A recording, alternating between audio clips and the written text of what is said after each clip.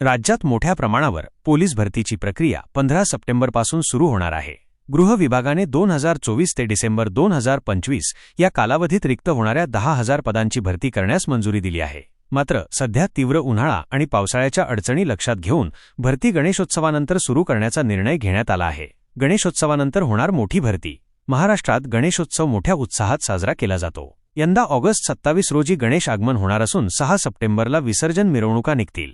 मागील भरतीवेळी पावसामुळे अनेक उमेदवारांना अडचणी आल्या होत्या, त्यामुळे यंदा गणेशोत्सवानंतर मैदानी चाचणी आणि त्यानंतर लेखी परीक्षा घेतली जाणार आहे। भरती प्रक्रियेत महत्त्वाचे बदल। यंदाच्या भरतीसाठी 12 ते 13 लाख अर्ज येण्याची शक्यता वर्तवली जात आहे। मागील भरतीवेळी 17,471 जागांसाठी तब्बल 17 लाख अर्ज आले होते, त्यामुळे याहीवेळी मोठ्या प्रतिसादाची अपेक्षा आहे। यावेळी राज्यभर एकाच वेळी मैदानी चाचणी होणार असून रात्रीचा 1:10 या प्रमाणात उमेदवार लेखी परीक्षेसाठी निवडले जातील। एका पदासाठी फक्त एक अर्ज अनिवार्य।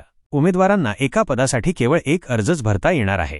एकापेक्षा जास्त अर्ज भरल्यास ते रद्द करण्यात येतील।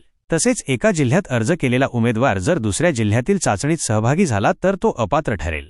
भरतीसाठी संभाव्य नियोजन। एकूण पदे 10,000। भरतीला सुरुवात सप्टेंबर 15। अंदाजित अर्ज 11 लाख। भरतीसाठी कालावधी 4 महिने। ही भरती राज्यातील हजारो तरुणांसाठी सुवर्णसंधी आहे, त्यामुळे इच्छुक उमेदवारांनी आतापासूनच तयारी सुरू करावी।